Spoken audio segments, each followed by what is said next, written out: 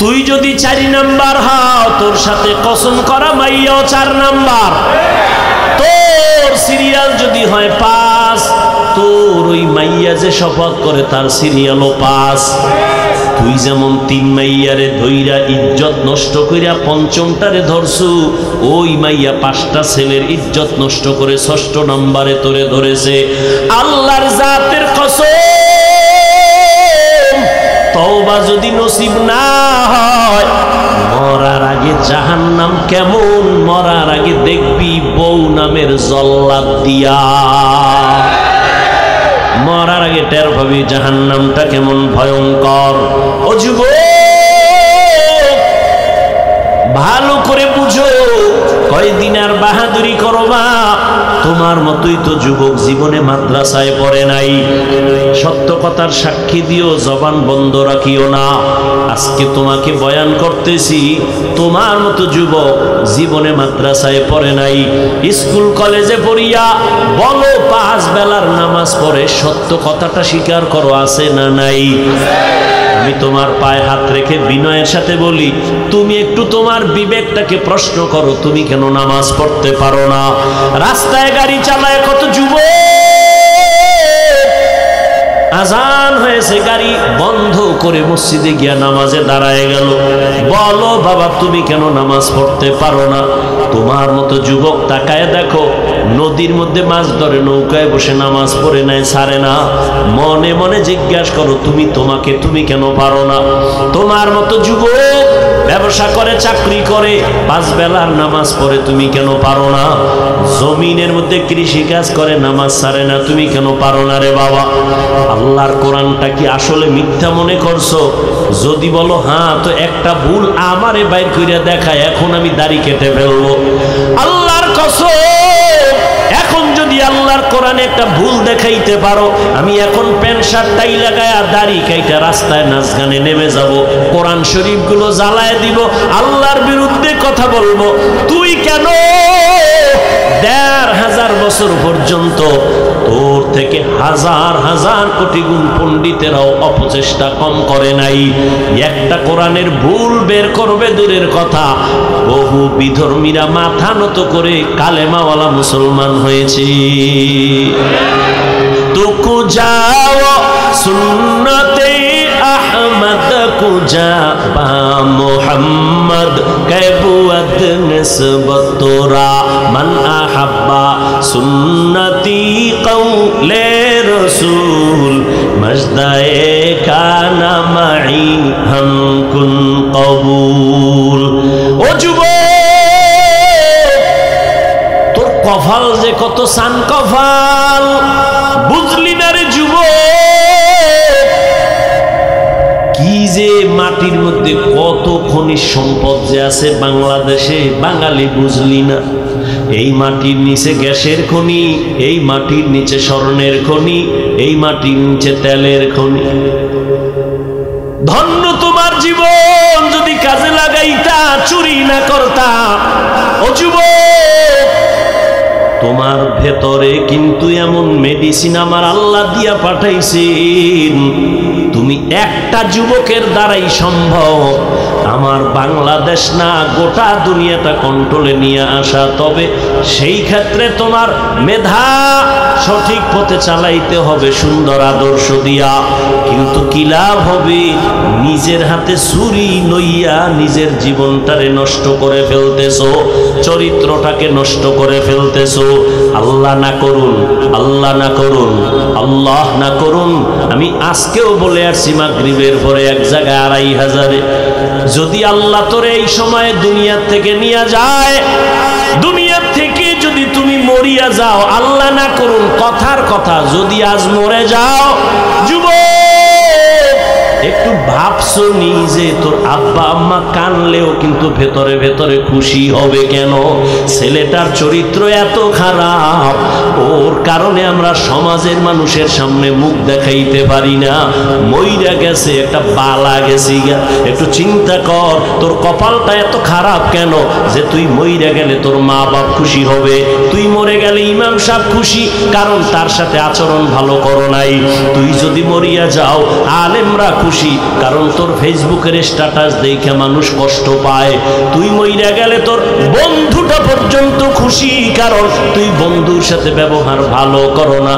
একটু বালিশে মাথা লাগাইয়া চিন্তা করিস, কুত্তা শুয়ারের আল্লাহ পাক চিন্তা করার মতো মেধা দেন নাই, ভালো মন্দ যাচাইয়ের মেধা মানুষকে দিছেন।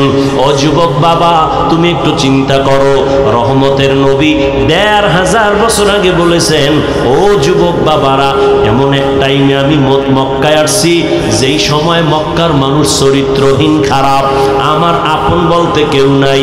মানুষ বিপদে পইরা বাবার কাছে যায়, আমার আব্বাও নাই। মানুষ বিপদে পড়ে মায়ের কাছে গিয়া কয়, মা একটু হাত উঁচু করে দোয়া করো। আমারে আল্লাহ এমন ভাবে জমিনে পাঠাইছে, আমার চারদিকে এই পরিমাণ দুশ্মন, আমি দোয়া চাওয়ার জন্য আব্বারেও পাইলাম না। ৬ বছরে মা হারায় বড় অসহায়, কিন্তু আমার অন্তর একটু খুশি। ওই বিপদের সময় আমার উপকার যারা করেছে অধিকাংশ যুবক, আর আমার বিরোধিতা করেছে যারা বুড়া। দুনিয়ার সবাইরে খুশি রাখতে গিয়ে আল্লাহর বিরুদ্ধেই বেশি করি। দুনিয়ার কেউ যেন বেজার না হয়, আল্লাহ হয়ে যাক হোক। এই কারণেই তো সব অশান্তি। সবাই ইসলাম চায়। ভোটের আগের রাত্রে টাকা পাইয়া কেবলা ঘুরাইয়া দেয়। এই হলো আমাদের ইসলাম চাওয়ার বাস্তবতা। কথা বুঝেন, মাঝে মাঝে মনে চায় ওয়াজ মাহফিল বাদ দিয়ে দিব, তো এই কথা বললে আল্লাহ যদি আবার বেজার হয়, এই জন্য বলিও না। এত আবেগ আপনাদের।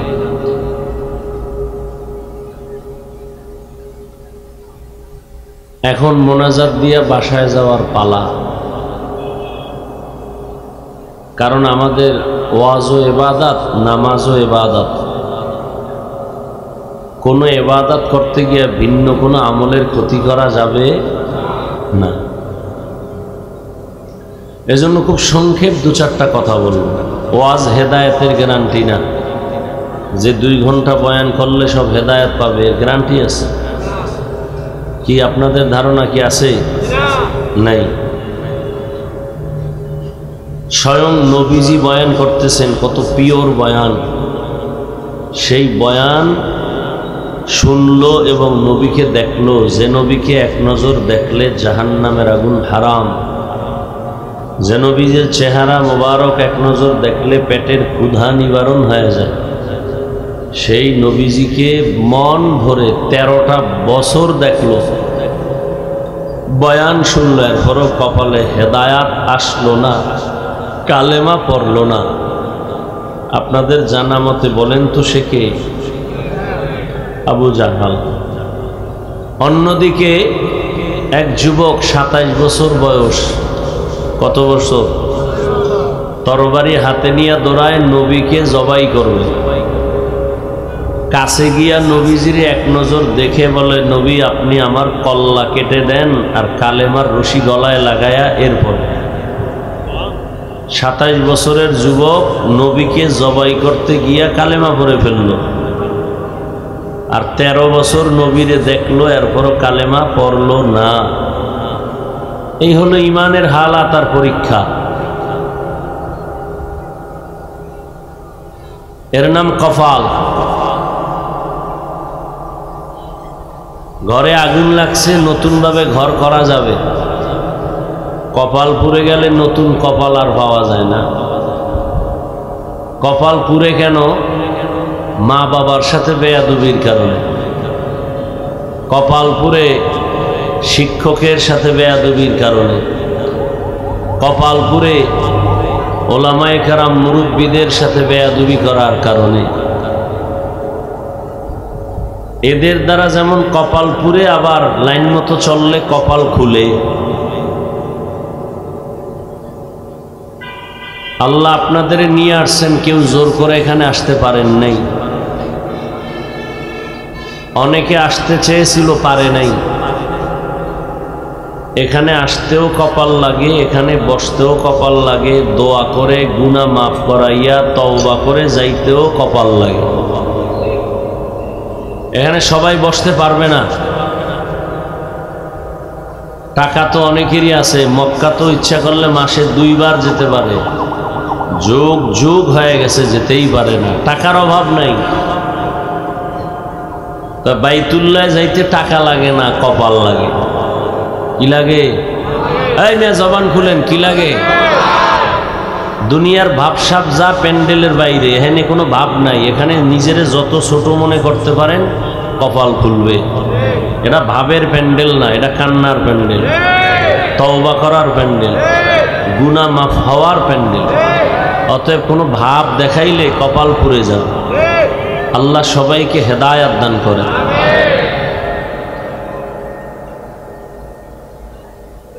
তো আল্লাহ বললেন, আমি মানুষ আর জিনকে সৃষ্টি করিই নাই।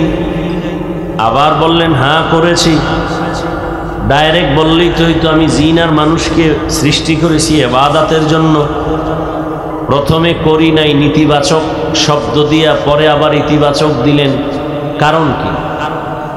এর সংক্ষেপ কারণ হলো, মানুষের জেহেনকে আল্লাহ পাক খালি করে একটা কথাই ঢুকাইলেন, এ মানুষ, তোমাকে সৃষ্টি করা হয় নাই। কথা, আমি মানুষ তো। হ্যাঁ, খেয়াল করো, তোমাকে হয়েছে মৃত্যু পর্যন্ত, দুনিয়াতে আসা থেকে মরণ পর্যন্ত একটা কাজ তোমার, আর কোনো কাজ নেই। খাওন দাওনের কাজ তোমার না, ঘুমের কাজ তোমার না, চলার কাজ তোমার না। তোমার জীবনে কাজ একটা, ইবাদত। তোমার জীবনে কাজ কয়টা? কি? ইবাদত। মানে ইবাদত মানে কি, এবং ইবাদত করব কেন, ইবাদত কিভাবে করব? ইবাদত আল্লাহর হুকুমকে নবীর তরিকায় পালন করার নাম ইবাদত। কেন করব? আল্লাহর মোলাকাতের জন্য, জান্নাত পাওয়ার আশায়। কিভাবে ইবাদত করব? মন গড়া না, জীবনে যা করব সব নবীর তরিকা। মানে ইবাদত মানে কি? রাতের বেলা যায় নামাজে কাটানো, দিনের বেলা রোজা রাখা, তসবিহ টানা না। একটু আগেই বলছি, জীবনে যা করবে মুমিন, দুনিয়াতে আসা থেকে মরণ পর্যন্ত যা করবে সব ইবাদত। খানা খাবেন ইবাদত, ঘুমাবেন ইবাদত, হাসবেন ইবাদত, কান্না করবেন ইবাদত, বাথরুমে যাবেন ইবাদত, সব ইবাদত। মন গড়া না। কার তরিকায়? একমাত্র নবীর তরিকা। নবীজির তরিকায় খানা খাবেন ইবাদত, নবীর তরিকায় বাথরুমে যাবেন ইবাদত, নবীর তরিকায় কাউকে মোহাব্বত করবেন ইবাদত, নবীর তরিকায় কাউকে দুশ্মন মনে করবেন ইবাদত। মানুষের জীবনে যা করবে সব ইবাদত। আল্লাহর সন্তুষ্টির জন্য নবীর তরিকায় করলে ইবাদত। কেন করব ইবাদত? আল্লাহ পাওয়ার জন্য, জান্নাতের পজিশন বাড়ানোর জন্য। দুনিয়াতে আর কোনো কাজ নাই ইবাদত ছাড়া। রাজনীতি করবেন তাও ইবাদত। কখন ইবাদত হবে? যদি নবীর তরিকায় হয়। নবী রাজনীতি করছেননি, শুধু করেন নাই, পৃথিবীর প্রত্যেকটা মানুষকে রাজনীতি শিক্ষা দিয়ে গেছেন। নবী হলেন পৃথিবীর শ্রেষ্ঠ রাজনীতিবিদের শিক্ষক, আর কোরআন শরীফ হলো পৃথিবীর শ্রেষ্ঠ রাজনীতির কিতাব। আর পৃথিবীতে সংসদ ভবন বা পার্লামেন্ট হলো রসুলের মসজিদ, মসজিদে নববী। আর আমরা কি বলি? মসজিদে রাজনীতি চলবে না। কে কয় যে দুর্নীতি আর পেটনীতি করে? এরা কয়। এরা কয় মসজিদে রাজনীতি চলবে না। তার মানে হুজুর যে কোরআনের রাজনীতি করবে তা চলবে না, উনি যে পচা রাজনীতি করবে, ধান্দাবাজি করবে, এটা চলবে। হুজুর কোরআনের লাইন মতো চললে মসজিদের ইমামতি থাকা কঠিন, আর উনি পচা পায়খানা খাইয়াও কমিটিতে থাকতে সমস্যা নেই। আর আমার দেশের ছেলেরা নাকে তেল লাগায় ঘুমায়, দেশ স্বাধীন। হ্যাঁ, তুমি এখানে নাকে তেল লাগায় ঘুমাও, দেশ স্বাধীন। আর ঢাকাতে মা বোনেরা সাংবাদিক সম্মেলন করে বলে আমাদের অধিকার ফেরত চাই। কি অধিকার? কয় দেহ ব্যবসা করে খাইতাম, ওই দেহ ব্যবসা করে আবার স্বাধীনভাবে চলবো, কারো হস্তক্ষেপ থাকা যাবে না, সেই অধিকার চাই। আর তুমি নাকে তেল লাগায় ঘুমাও স্বাধীন। মুসলমান স্বাধীনভাবে ঘুমাতে পারে না। মুসলমান 24 ঘন্টা চোখ কান খোলা রাখতে হবে। মুসলমান তো নাকে তেল দিয়ে ঘুমাবে সেদিন এদেশের ময়দানে ওলামায়ে কেরাম দ্বীনের বয়ান করবেন, কোনো বেনামাজি সুদখোরের অনুমতি নিতে হবে না যেদিন। মুসলমান তো নাকে তেল লাগায় ঘুমাবে সেদিন এদেশের প্রত্যেকটা মসজিদ মাদ্রাসার কমিটিতে বেনামাজি সুদখোর থাকবে না যেদিন। কিন্তু দোষ দিবেন কারে? আকাম তো আপনিই করেন। ওই যে একটু আগে বলছি, ইসলাম চায় ভোটের আগের রাত্রে কেবলা ঘুরায় দেয় হাদিয়া পাইয়া, সুদ খাইয়া, টাকা খাইয়া। আল্লাহ হেদায়েত দান করুন। এই জন্য আপনি রাজনীতি করেন ইবাদত হিসাবে। আপনাদের কি ধারণা ইসলামের মধ্যে রাষ্ট্রীয় ব্যাপারে কোনো সমাধান নাই, কোনো নীতি নাই?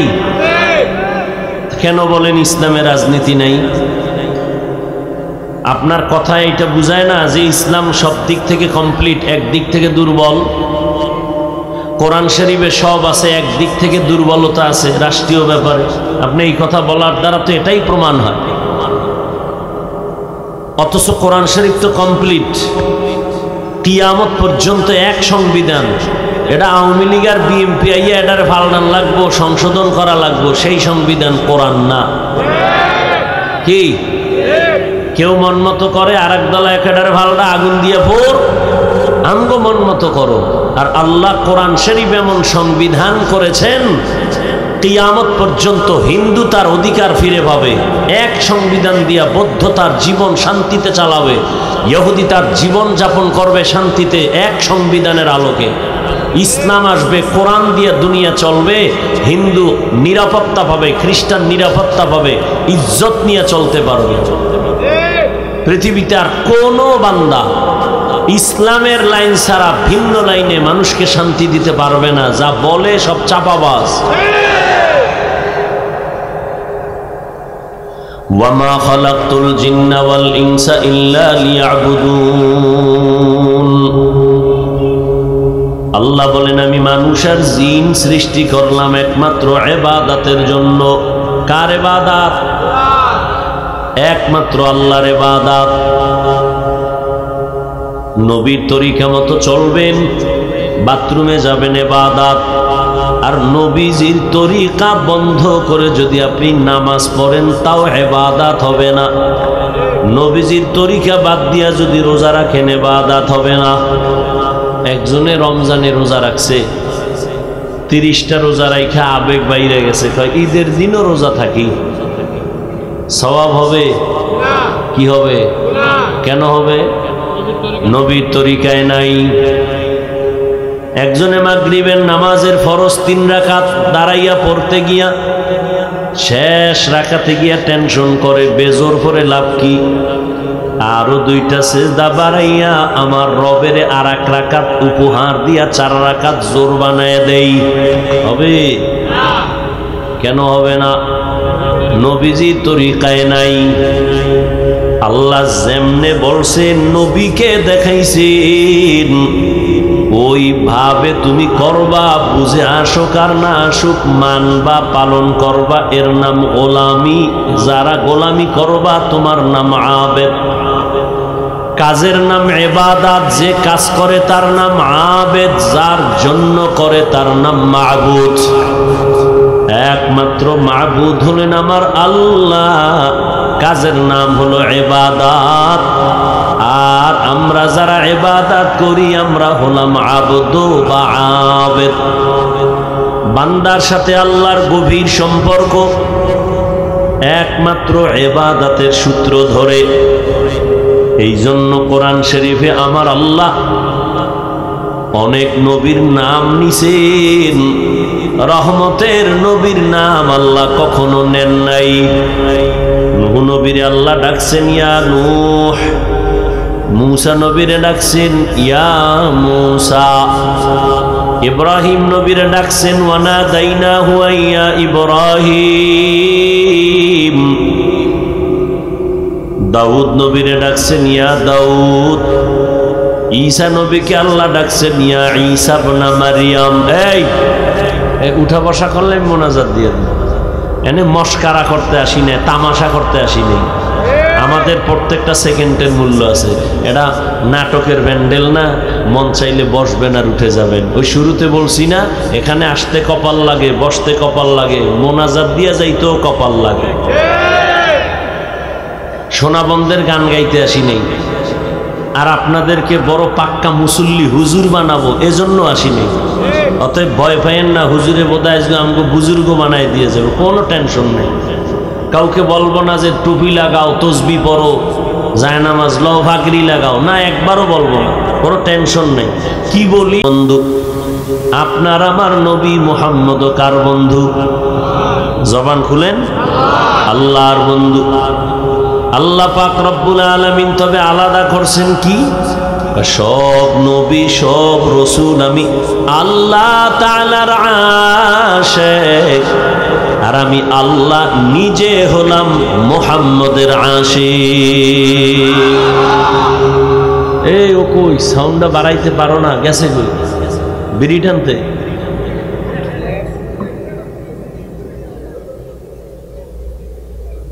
মানুষের বডির জন্য আসল জিনিস রুহু। কি ভাই, এই রুহুটা দেহে না থাকলে দেহের কোনো দাম আছে? লাশ পড়ে থাকবে। ঠিক আমাদের বয়ানের রুহু হলো সাউন্ড। আমার এই প্যান্ডেলেরও দরকার নাই, বরং এটার দিশে আরো গরম লাগে। লাইটেরও দরকার নাই, মাইক থাকবে, বয়ান চলবে। আপনাদের তো এক রাত, আমার তো প্রতি রাত। তো নিজের শরীরের হক আদায় করা লাগে। তারপরও কুত্তার মতো দৌড়াই সারা দেশে 12 মাস।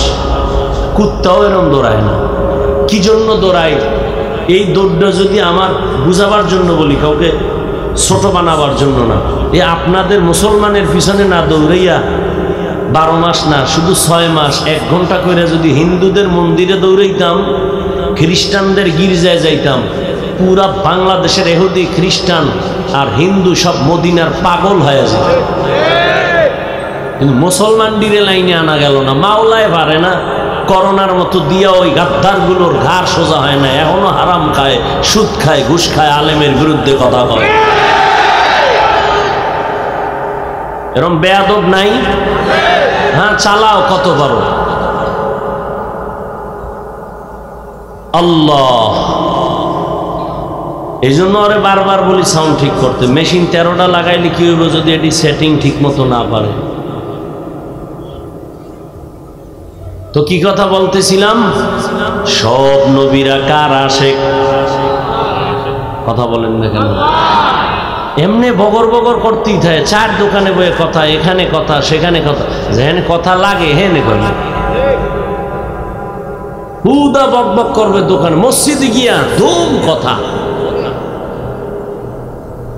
নিষেধ করলেও থামে না। বাজার বানায় ফেলায় মসজিদে। একজনের মোবাইলে রিংটোন বাইজে উঠছে, 13 জনে হেরে লইয়ে পড়ছে। পুরা মুত্তাকি, মসজিদের প্রতি মায়া। এই মেয়ে, আপনি মোবাইল চালাইতে পারেন না, মসজিদে আসছেন কেন?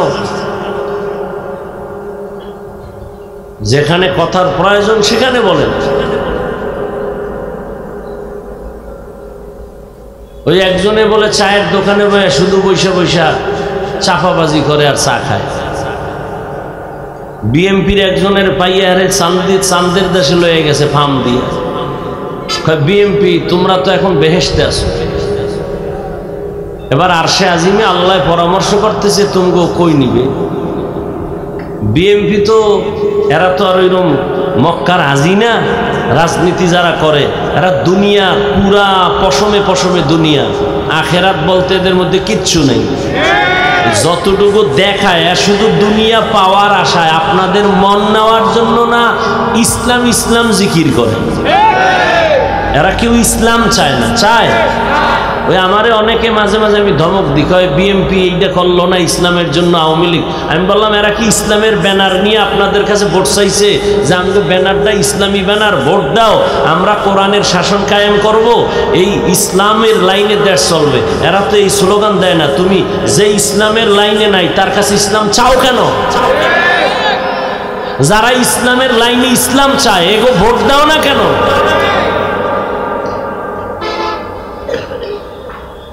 বর্তমানে আমগো হুজুরদের মধ্যে আলেম চেয়ারম্যান আছে না বাংলাদেশে? আসেনি? খবর লও তো, সারা বাংলাদেশের চেয়ারম্যান এক পাল্লায় উঠাও, আর আমগো ওলামায়ে কেরাম যারা চেয়ারম্যানই করে এদেরকে খবর লও। আল্লাহর জাত ও সিফাতের কসম, আল্লাহর দ্বীন ইসলাম আর কোরআন দিয়েই এ জাতিকে শান্তি দেয়া সম্ভব, অন্যথায় নয়।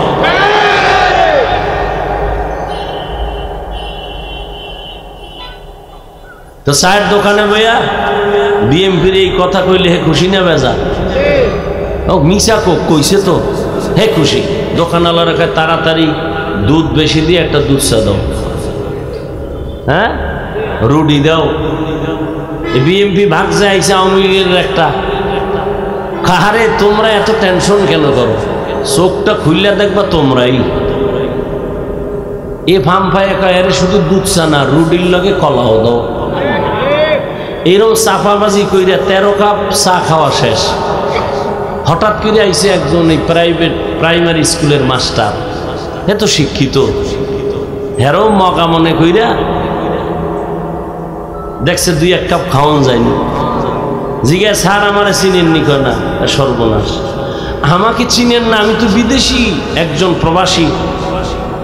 আমি সৌদি আরব 3 বছর, কাতারে 2 বছর, সিঙ্গাপুরে ছিলাম 4 বছর। এত যে চাপাবাজি করে, স্যার এখনো চায়ের অর্ডার দেয় না। স্যার তো বুঝে ফেলছে এত বক বক করে কার। স্যার একটা প্রশ্ন করে ফেলছে, আপনি কানাডা গেছেন, কুয়েত গেছেন, কাতার গেছেন, সৌদি গেছেন, তাহলে আপনার ভূগোল সম্পর্কে তো অনেক অভিজ্ঞতা আছে। বলে হ্যাঁ হ্যাঁ 3.5 বছর ছিলাম। স্যার এবার বুঝলেন যে এটা আসলে কথার পাগল না, এটা চাপাবাজ। চাপাবাজি করে করে করে করে মানুষের থেকে ধান্দা করে। এ দুনিয়ায় সবগুলোই চাপাবাজি করে দুনিয়া পাওয়ার জন্য। এই জন্য আমি সেদিন ঢাকায় বলেছি, ও যুবকেরা, আল্লাহর কসম করে বলি, তোমরা এই জীবনে যত আপন পাইছো সব স্বার্থপর। তোমাদের জীবন নিরেট, তোমাদের জীবনের আপন বন্ধু হলো একমাত্র উলামায়ে কেরাম। এছাড়া তোমাদের আপন কেউ নেই। দেখো না, এত গালি দাও, এত বিরোধিতা করো, এরপরও আলেম দোয়াই করে, কখনো বড় দোয়া করে না। দেখলে হাসি মুখে সালাম দেয়, বাবা কেমন আছো। এই ব্যবহার তোমাকে কেউ দিবে না। আর তুমি যে যাদের পিছনে দৌড়াও, স্বার্থে আঘাত লাগলে দল থেকে শুধু নাম কাটে না, কল্লা কেটে দেয়।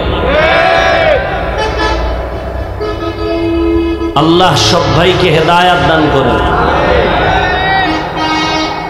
আল্লাহ তাআলা বলেন, সব নবী পয়গম্বর আমার আশিক, আর আমি আল্লাহ একমাত্র মুহাম্মদের আশিক। ব্যবধান আছে না নেই? বন্ধু শব্দের অনেক শব্দ আছে আরবিতে। আল্লাহ বন্ধু মনে করিয়া ঈসা নবীর একটা উপাধি দিলেন রূহুল্লাহ, মূসা নবীরে দিলেন কালিমুল্লাহ, ইব্রাহিম নবীরে দিলেন খলিলুল্লাহ, আদমরে দিলেন সফিউল্লাহ, দাউদরে দিলেন খলিফাতুল্লাহ। এইভাবে সবাইরে দিয়া আল্লাহ হাবিবুল্লাহ রাখলেন তার আপন বন্ধু মুহাম্মদের জন্য। আল্লাহ কোরআনে কোন নবীর নাম নিছেন, কিন্তু আপনার আমার নবীর নাম নেন নাই, বরং নবীরে ডাকছেন ফাঁকে ফাঁকে, তেমন নাম ধরে ডাকেন নাই। এমন দামি দামি শব্দ বলেছেন, যেই শব্দটার ব্যাখ্যা ছাড়া কখনো সুযোগ নাই বুঝার মতো।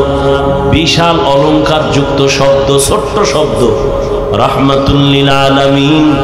ইয়া আইয়ুহাল মুযাম্মিল কুমিল লাইলা ইল্লা কালিলা, ইয়া আইয়ুহাল মুদ্দাসসির, নবীরে ডাকলেন ইয়াসিন, তাহা, নবীরে ডাকলেন সিরাজাম মুনীরা, নবীকে ডাকলেন খাতামুন নবীন। আল্লাহ কোথাও নবীর নাম ধরে ডাকেন নাই, কিন্তু নবীর জীবনে দুইটা আশ্চর্য ধরনের সফর হয়েছিল। একটা সফর জমিনে আর একটা হয়েছিল আসমানের উপরে। দুই সফর বড় আশ্চর্য ধরনের। এক সফর আল্লাহ পাক রব্বুল আলামিন সুখের সফর করাইছেন, আর একটা সফর নবীর জীবনের বড় দুঃখের সফর করেছিলেন। দুই সফরের দুইজন সফর সঙ্গী। এক সফর মক্কা, দোনো সফর মক্কা থেকেই শুরু, দোনোটা সফর রাতের বেলায় শুরু। এক সফর মক্কা থেকে মদিনা, সফর সঙ্গী পয়গম্বরের জান্নাতি সাহাবী আবু বকর সিদ্দিক রাদিয়াল্লাহু তাআলা আনহু। আর এক সফর হলো মক্কা থেকে বাইতুল মাকদিস, ওখান থেকে সাত আসমানের উপরে আরশে আজিম। ওই সফরের সঙ্গী কিছু সময়ের জন্য জিব্রাইল আমিন। আল্লাহ পাক এই যে দুইটা সফর করাইছেন, একটা হলো মক্কা থেকে মদিনায় হিজরত, এর থেকে আরো আশ্চর্য ধরনের সফর হলো আসমান ভ্রমণ করা। এত বড় আশ্চর্য ধরনের সফর যে ১৫০০ বছর পর এখনো অনেক নাস্তিক পর্যন্ত এই সফরকে মেনে নিতে পারে না। আল্লাহ তাআলা এখানে একটা আশ্চর্য ধরনের ঘটনা ঘটাই দিলেন। কোরআন শরীফে সূরা ইসরার ভেতরে বলেছেন, সুবহানাল্লাযী আসরা বিআবদিহি লাইলাম মিনাল মাসজিদিল হারাম ইলাল মাসজিদিল আকসাল্লাযী বারাকনা হাওলাহু লিনুরিয়াহু মিন আয়াতিনা। এখানে আল্লাহ কি বললেন? সুবহান, পবিত্র ওই সত্তা, আল্লাযী, যিনি আসরা ভ্রমণ করাইলেন, বিআবদিহি, তার প্রিয় বান্দাকে। আল্লাহ এত দামি দামি দামি শব্দ নবীর শানে ব্যবহার করলেন কোরআনে। রাহমাতুল লিল আলামিন, শফিউল মুজনিবিন, ইমামুল মুরসালিন, খাতামুন নবিয়্যিন, সিরাজাম মুনীরা। কিন্তু বিশাল বড় আশ্চর্য ঘটনার ক্ষেত্রে আমার আল্লাহ মেরাজের ঘটনা বর্ণনার ক্ষেত্রে নবী একটা সাধারণ শব্দ ব্যবহার করেছেন, আবদিহি, আবদ, বান্দা। এটা এমন একটা সাধারণ শব্দ, আব্দুন মানে বান্দা। আমিও আল্লাহর বান্দা, আপনিও বান্দা, হিন্দু আল্লাহর বান্দা, খ্রিস্টানও আল্লাহর বান্দা, ইহুদিরাও আল্লাহর বান্দা, বৌদ্ধরাও আল্লাহর বান্দা। এমন একটা সাধারণ শব্দ আমার নবীর বেলায় আশ্চর্য ধরনের ঘটনার ক্ষেত্রে ব্যবহার করলেন কেন? নবীরে আল্লাহ কত দামি শব্দ দিয়ে ডাকছেন, ইয়াসিন, তাহা, ইয়া আইয়ুহাল মুযাম্মিল, ইয়া আইয়ুহাল মুদ্দাসসির, ইন্না আনজালনাহু। আল্লাহ পাক আমার নবীকে কত সুন্দর শব্দ দিয়ে ডাকলেন, কিন্তু এখানে আইসা মেরাজের ঘটনার ক্ষেত্রে সাধারণ একটা শব্দ কেন ব্যবহার করলেন? কি সে শব্দটা? এইমাত্র বইলেছি, ভুলে গেছে। আব্দুন, আব্দু মানি বান্দা, আব্দুন আবেদ, আল্লাহর বান্দা। আল্লাহ পাক রব্বুল আলামিন বলেন, আমি এখানে আমার নবীর বেলায় আব্দ শব্দ ব্যবহার করলাম কেন হে মালিক? আশ্চর্য, এমন ঘটনা কোন নবী রাসূলের বেলায় ঘটে নাই।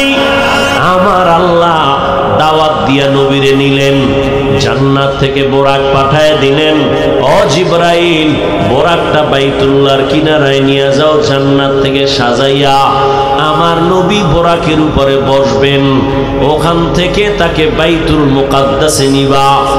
ওই ফিলিস্তিনের জমিন বাইতুল মুকাদ্দাসে নিয়ে সেখানে বোরাকের বেঁধে রাখবা।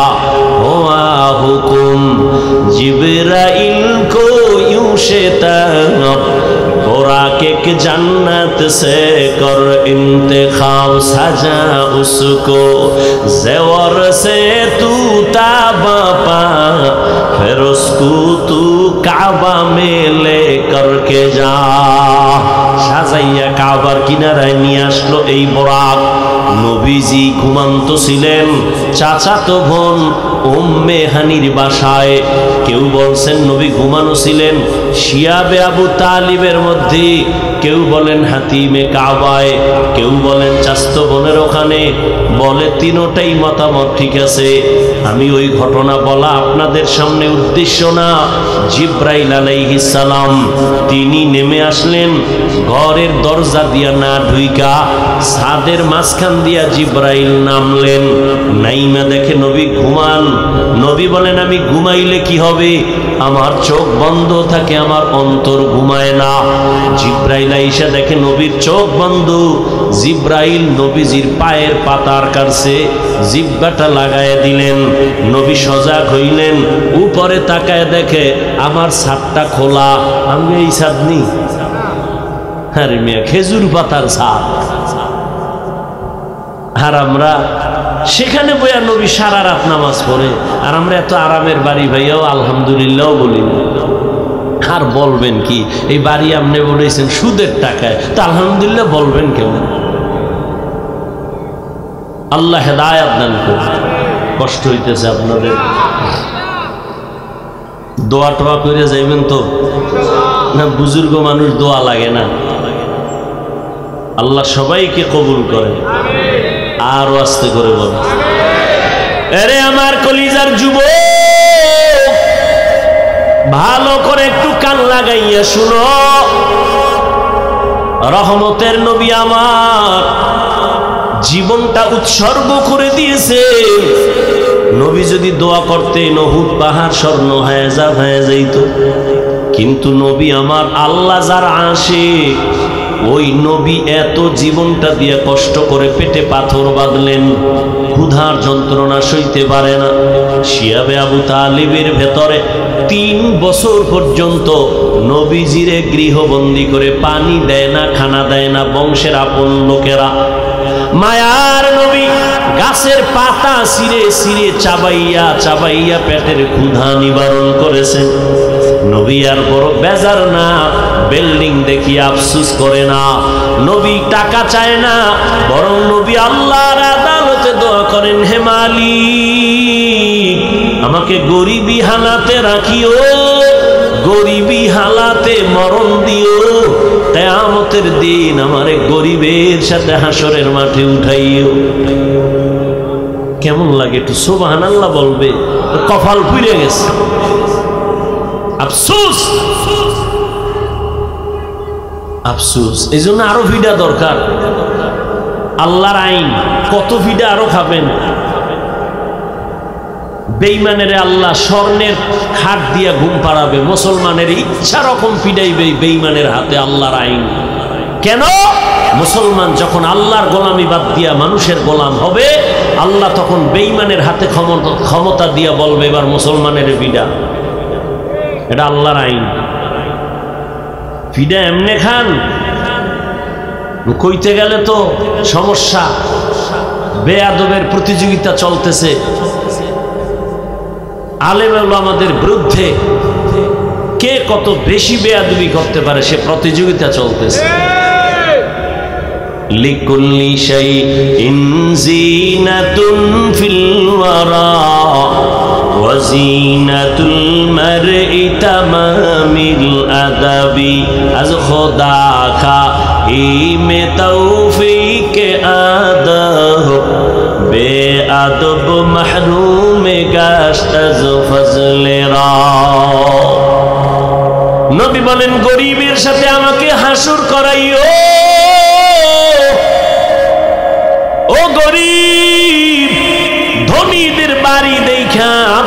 করিস না। টাকা দেখে পাগল হইয়া কষ্ট পাইস না রে গরিব। রহমতের নবী বলেন, রে গরিব, কষ্ট কইরা জীবন চালাইয়া আল্লাহরে সিজদা কর। বড় লোকের 500 বছর আগে গরিব তুই জান্নাতে চলে যাবি। আতিনা ফি দারে দুনিয়া না হাসান, আতিনা ফি দারে উকবানা হাসান, ইয়া গিয়াসাল মুস্তাগীসিন ইহদিনা লিফতিখারা বিল উলুমি ওয়াল গিনা। ঘুমাইতেছে বাঙালি রাইতে ঘুমায়, এটা কাঁচা মিশা কথা। বাঙালি এখন সকালে ঘুমায়, রাতে মোবাইলের হক আদায় করে। সারা রাত মোবাইল নিয়ে কবিরা গুনাহ, কবিরা গুনাহ, কবিরা গুনাহ। যুবক, তোর পায়ে হাত রেখে বলছি হাসিস না। আমি হাসার কথা বলি নাই, আমি যা বলছি যদি লজ্জা থাকতো কান্না করতি যে আমি এত খারাপ কেন হইলাম। আমার আল্লাহ রাতটা দিছেন মানুষের আরামের জন্য। শরীরের মহা ঔষধ হলো রাতের ঘুম। এই বুজুর্গ কথা তো কানে ঢুকাবি না, যা বাসায় যায় গুগলে সার্চ দিবি। হাফিজ ভাই যে বলল রাতের ঘুম শরীরের ঔষধ, হুজুরের কথা মানতে চাই না। গুগলে সার্চ দিয়ে দেখ রাতের ঘুম শরীরের কেমন ঔষধ। চিকিৎসা বিজ্ঞানীরা সব ডিটেলস ওখানে দিয়া দিছে গবেষণা। রাতের ঘুম যে ঘুম ঔষধ, সারা রাতের ঘুম না। সন্ধ্যা রাতের ঘুম শরীরের ক্ষতি, শেষ রাতের ঘুম শরীরের ক্ষতি, মধ্যরাতের ঘুম হলো শরীরের মহা ঔষধ। 10টা থেকে রাত্র 2টা পর্যন্ত ঘুমাবি, শরীরের একটা মহা ঔষধ। একটা মানুষ যদি টাইম মতো না ঘুমায়, তার কথার ব্যালেন্স থাকে না, চলাফেরার ব্যালেন্স থাকে না। এই রাতের ঘুম শরীরের মহা তোমার ঔষধ। আল্লাহ দেয়া নেয়ামতের ঘুমটারে যারা নষ্ট করে সারা রাত কবিরা গুনাহ করে মোবাইলের দ্বারা কাটাও, তোর মরার আগেই বিছানায় পুরা কানবি, চোখের পানি মোছার কোনো আপন কাউকে পাবি না। এখনো তুই টের পাও না তোর যে পার্স গুলো দিন দিন নষ্ট হইতেছে, তোর খবর নাই। ডাক্তারের কাছে গিয়ে একটু পরীক্ষা নে, আই হসপিটালে গিয়া দেখ 1 বছর আগের চোখের পাওয়ার এখন খানিকটা মাইনাস হয়ে গেছে। একটু পরীক্ষা করে দেখ, মাথা ব্যথা আগের তুলনায় বেড়ে গেছে, বুকে ব্যথা বেড়ে গেছে। ও আল্লাহর গোলাম, তোমার কিডনির উপরে এফেক্ট হচ্ছে। এই মোবাইলের দ্বারা আজ তোমার জীবন ধ্বংস, তোমার যৌবন ধ্বংস। এমন একটা সময় আসবে, সময় মতো পার্সগুলো কাজ করবে না, কান্না করে এ পার্স আর ফেরত পাবি না। নকল কান লাগাবি, কাজ হবে না। নকল একজনের কিডনি লাগাবি, আসল কিডনির ফায়দা দিবে না। নকল চক্ষু লাগাবি, আসল চোখের ফায়দা দিবে না। আল্লাহর দেওয়া পার্সগুলো নিজে হাতে মোবাইল লইয়া নিজে নিজে সব পার্সগুলো নষ্ট করতেছো। কার্টুন দেখতে দেখতে এখন নিজের চেহারাটা নষ্ট হয়ে গেছে। আমি যুবকের যদি বলি বাবা 40 বছর পর্যন্ত একটা যুবকের চেহারার উজ্জ্বলতা নষ্ট হবে না, এটা আল্লাহ নিজে ওইভাবে সিস্টেম করে বানাইছেন। কোনো মেডিসিন লাগবে না, কোনো পাউডার ক্রিম লাগবে না। 40 বছর চেহারাটা উজ্জ্বল থাকবে, দেখলে মায়া লাগবে। কিন্তু আমি যুবকের বলি, পায়ে ধরে বলি, বেয়াদবি মাপ চাই, রাগ করিস না রে বাবা। বল তোর 25 বছরে চেহারা কেন নষ্ট হয়ে গেল? তোর চেহারার দিকে তাকাইলে কেন মায়া লাগে না? তোর চেহারার মধ্যে কেন উজ্জ্বলতা নাই? একমাত্র কারণ সারা রাত কবিরা গুনাহ করার কারণে আমার আল্লাহ বেজার হয়ে চেহারার নূর নিয়ে গেছে। খুশি না? এই তোর সাথে মাইয়া কোরআন শপথ করছে না? কয় নাম্বার জানুনি? তুই যত নাম্বার তোর ওইটাও ওই অত নাম্বার। তুই যদি 4 নাম্বার হও, তোর সাথে কসম করা মাইয়াও 4 নাম্বার। তোর সিরিয়াল যদি হয় 5, তোর ওই মাইয়া যে শপথ করে তার সিরিয়ালও 5। তুই যেমন 3 মাইয়ারে ধইরা ইজ্জত নষ্ট কইরা পঞ্চমটারে ধরছু, ওই মাইয়া 5টা ছেলের ইজ্জত নষ্ট করে 6ষ্ঠ নম্বরে তোরে ধরেছে। আল্লাহর জাতের কসম, তওবা যদি নসিব না হয়, মরার আগে জাহান্নাম কেমন, মরার আগে দেখবি বউ নামের জল্লাদ দিয়া। মরার আগে টের পাবি জাহান্নামটা কেমন ভয়ঙ্কর। ও যুবক, ভালো করে বুঝো, কয়দিন আর বাহাদুরি করবা? তোমার মতোই তো যুবক জীবনে মাদ্রাসায় পড়ে নাই। সত্য কথার সাক্ষী দিও, জবান বন্ধ রাখিও না। আজকে তোমাকে বয়ান করতেছি, তোমার মতো যুবক জীবনে মাদ্রাসায় পড়ে নাই, স্কুল কলেজে পড়িয়া বলো 5 বেলার নামাজ পড়ে, সত্য কথাটা স্বীকার করো, আছে না নাই? আমি তোমার পায়ে হাত রেখে বিনয়ের সাথে বলি, তুমি একটু তোমার বিবেকটাকে প্রশ্ন করো, তুমি কেন নামাজ পড়তে পারো না? রাস্তায় গাড়ি চালায় কত যুবক, আজান হয়েছে গাড়ি বন্ধ করে মসজিদে গিয়া নামাজে দাঁড়ায় গেল। বলো বাবা, তুমি কেন নামাজ পড়তে পারো না? তোমার মতো যুবক তাকায় দেখো, নদীর মধ্যে মাছ ধরে নৌকায় বসে নামাজ পড়ে নেয়, ছাড়ে না। মনে মনে জিজ্ঞাসা করো, তুমি কেন পারো না? তোমার মতো যুবক ব্যবসা করে, চাকরি করে, 5 বেলার নামাজ পড়ে, তুমি কেন পারো না? জমিনের মধ্যে কৃষি কাজ করে, নামাজ ছাড়ে না, তুমি কেন পারো না রে বাবা? আল্লাহর কোরআনটা কি আসলে মিথ্যা মনে করছো? যদি বলো হ্যাঁ, তো একটা ভুল আমারে বাইর কইরা দেখায়, এখন আমি দাড়ি কেটে ফেলবো। আল্লাহর কসম, এখন যদি আল্লাহর কোরআনে একটা ভুল দেখাইতে পারো, আমি এখন প্যান্ট শার্ট টাই লাগায় আর দাড়ি কাইটা রাস্তায় নাচ গানে নেমে যাব, কোরআন শরীফ গুলো জ্বালায় দিব, আল্লাহর বিরুদ্ধে কথা বলবো। তুই কেন 1500 বছর পর্যন্ত তোর থেকে হাজার হাজার কোটি গুণ পণ্ডিতেরাও অপচেষ্টা কম করে নাই? একটা কোরআনের ভুল বের করবে দূরের কথা, বহু বিধর্মীরা মাথা নত করে কালেমাওয়ালা মুসলমান হয়েছে। তুকু যাও সুন্নতে আহমদ কুজা বা মুহাম্মদ কেবুয়াত নিসবত তোরা মান আহাব্বা সুন্নতি কওলে রসুল মজদায়ে কানা মাই হাম কুন কবুল। ও যুবক, তোর কপাল যে কত সান কপাল, বুঝলি না রে যুবক? কি যে মাটির মধ্যে কত খনিজ সম্পদ যে আছে বাংলাদেশে, বাঙালি বুঝলি না? এই মাটির নিচে গ্যাসের খনি, এই মাটির নিচে স্বর্ণের খনি, এই মাটির নিচে তেলের খনি। ধন্য তোমার জীবন যদি কাজে লাগাইতা, চুরি না করতা। ও যুবক, তোমার ভেতরে কিন্তু এমন মেডিসিন আমার আল্লাহ দিয়া পাঠাইছেন, তুমি একটা যুবকের দ্বারাই সম্ভব আমার বাংলাদেশ না গোটা দুনিয়াটা কন্ট্রোলে নিয়ে আসা। তবে সেই ক্ষেত্রে তোমার মেধা সঠিক পথে চালাইতে হবে, সুন্দর আদর্শ দিয়া। কিন্তু কি লাভ হবে নিজের হাতে ছুরি লইয়া নিজের জীবনটারে নষ্ট করে ফেলতেছো, চরিত্রটাকে নষ্ট করে ফেলতেছো। আল্লাহ না করুন, আল্লাহ না করুন, আল্লাহ না করুন।